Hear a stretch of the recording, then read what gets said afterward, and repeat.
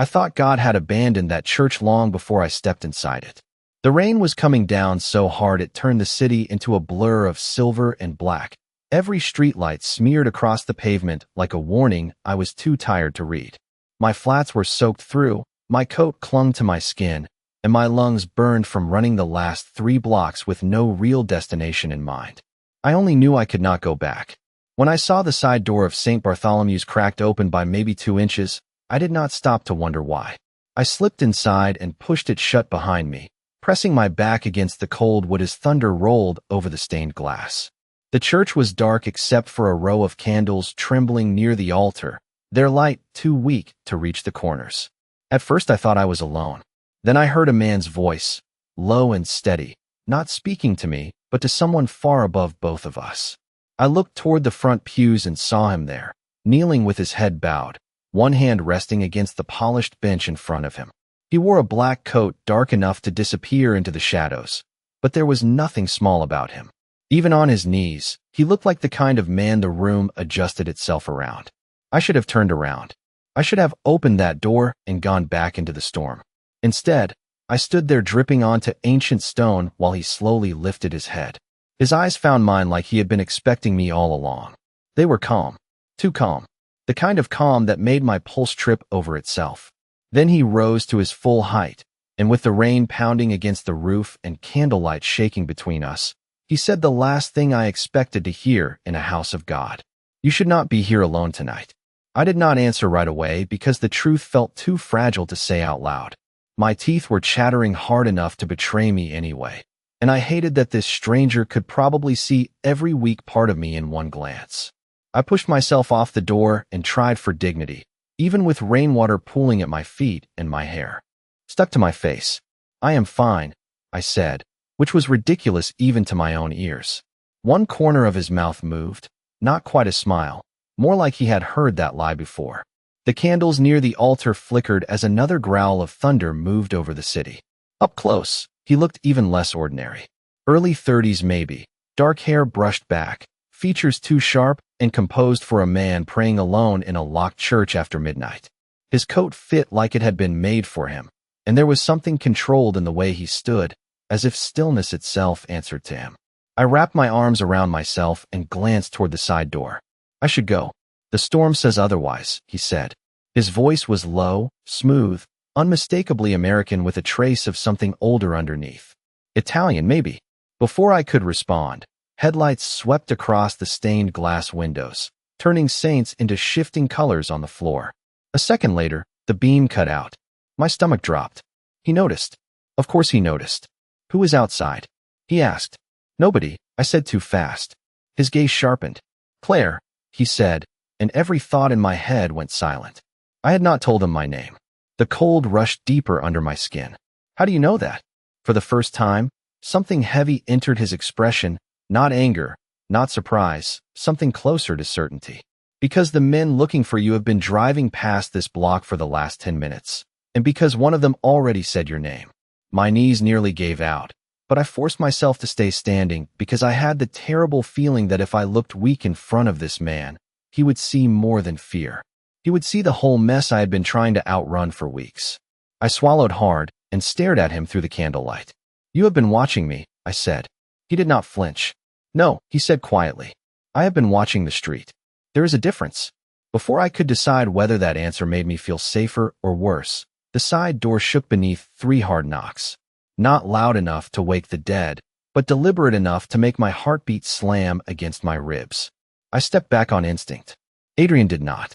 He turned his head slightly, listening, every line of his body going still in a way that felt more dangerous than panic ever could.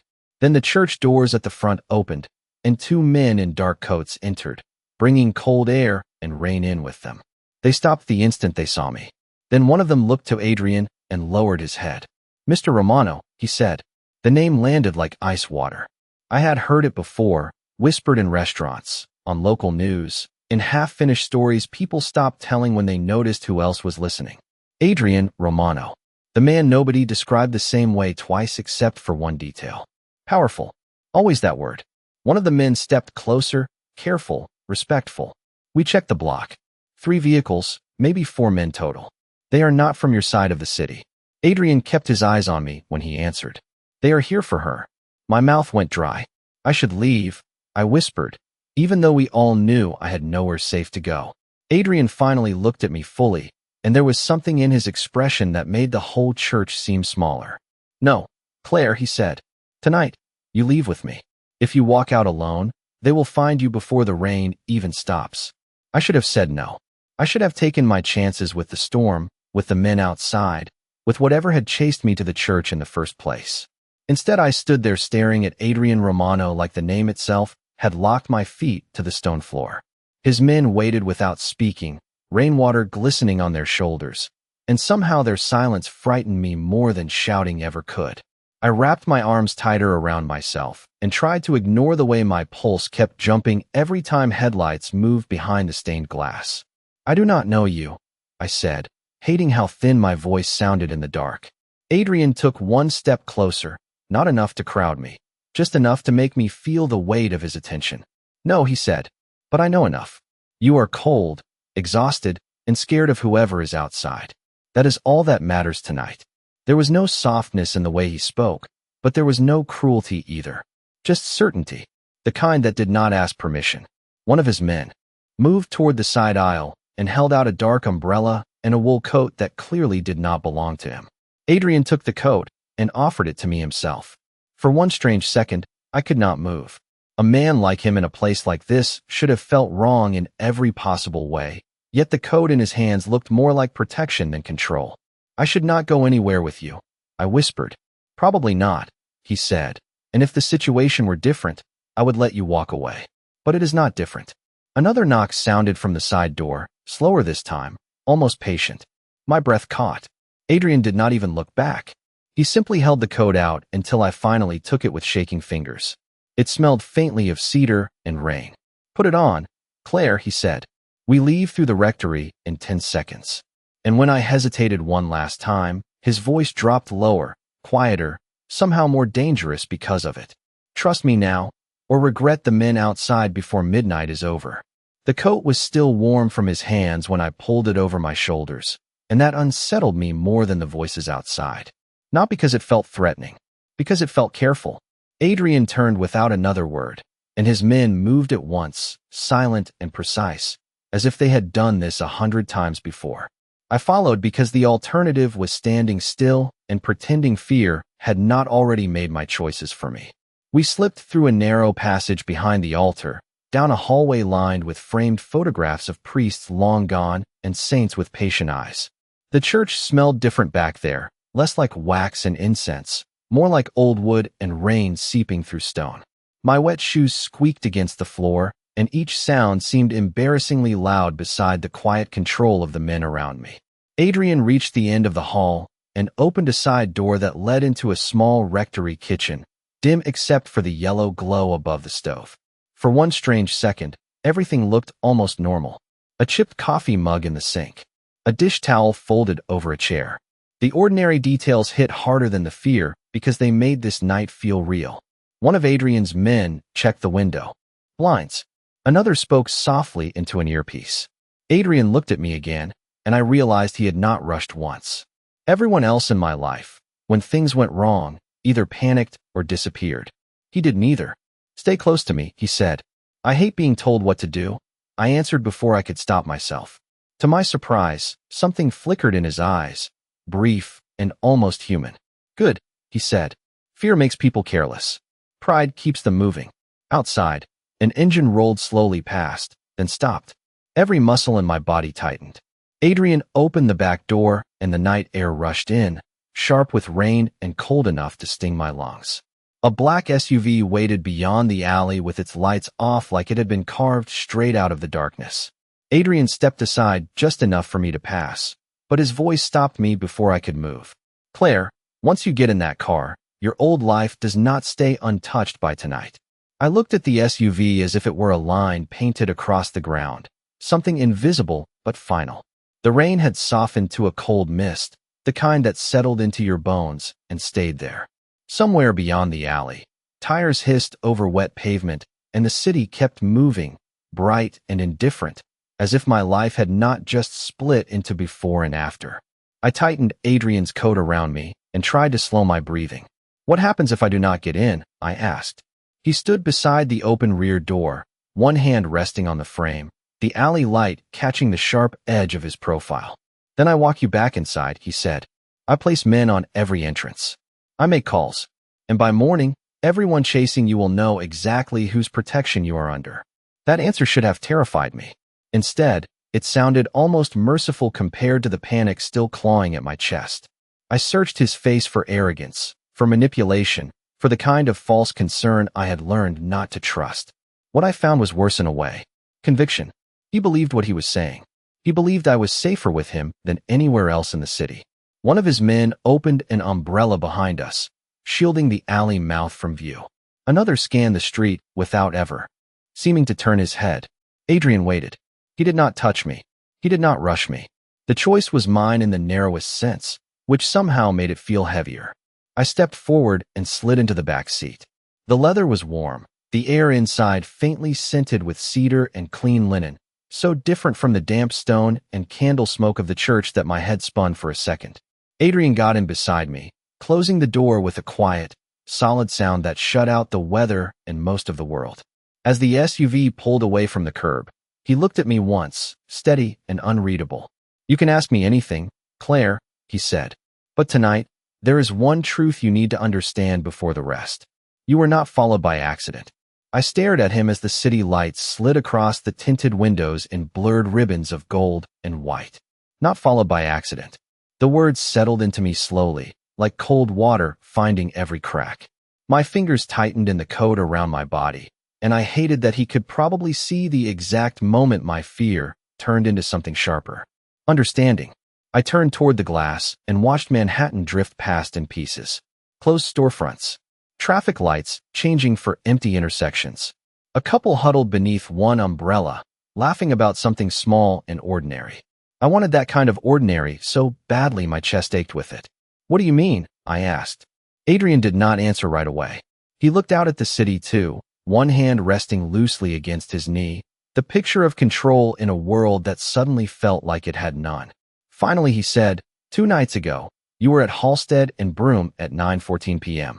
It was not a question. I turned so fast the seat belt pressed hard against my shoulder. How do you know that?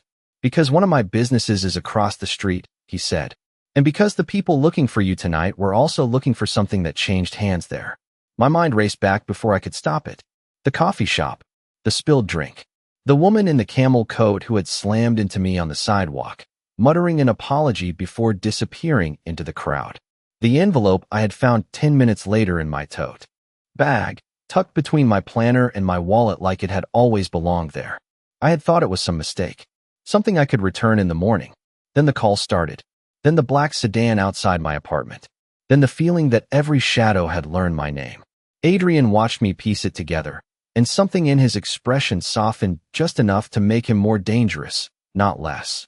You did not steal anything, Claire, he said. But someone used you because you looked invisible. He let that sink in before adding, quieter now. That was their first mistake. Bringing you to me would be their second. The memory hit so hard I had to look down at my hands just to stay anchored. I could still see that envelope in my apartment, tucked inside the bottom drawer of my nightstand beneath old receipts and a scarf I had not worn since winter. Plain cream paper. No name. No return address. Nothing that should have turned my life inside out. I lifted my eyes to Adrian again and felt suddenly tired in a way that had nothing to do with running through rain. I tried to return it, I said. My voice sounded thin inside the quiet luxury of the SUV. I called the coffee shop first. Then I went back the next morning. Nobody knew what I was talking about. His gaze stayed on me, steady, unreadable. Because the woman who gave it to you was never supposed to be remembered, he said. I shook my head. She did not give it to me. She bumped into me. Exactly. The city lights moved across his face, bright one second, shadowed the next, making him look less like a man and more like a decision I had not meant to make. I should have gone to the police, I whispered. Adrian's expression changed at that, not with mockery, not even impatience, but something darker and quieter. If you had, you would not have made it home alone, he said. The certainty in his voice sent a chill through me that had nothing to do with the weather outside. I pressed my back against the seat and tried to breathe past the weight gathering in my chest. "Why are you helping me?" The question came out before I could stop it. He looked at me fully then, and for the first time since the church, the silence between us felt personal instead of tactical. "Because I know what it costs to be used as someone else's message," he said. His voice lowered on the last word, as if it belonged to a room in his life he normally kept locked.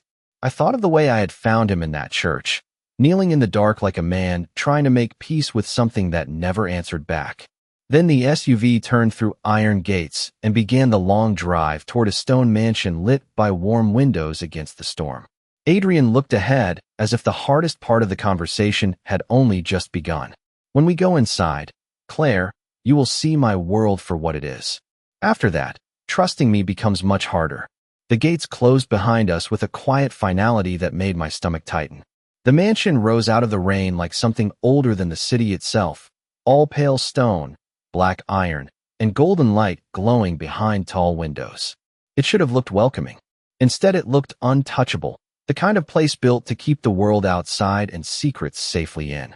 The SUV rolled beneath a covered entrance, and before I could reach for the handle, one of Adrian's men was already opening my door with the same efficient silence I was beginning to realize defined this entire world.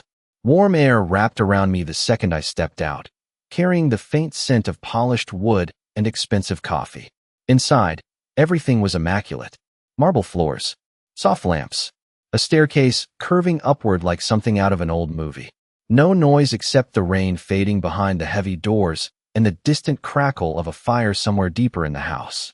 I stood there soaked, exhausted, and wildly out of place, clutching a coat that belonged to a man I should have feared more than the storm.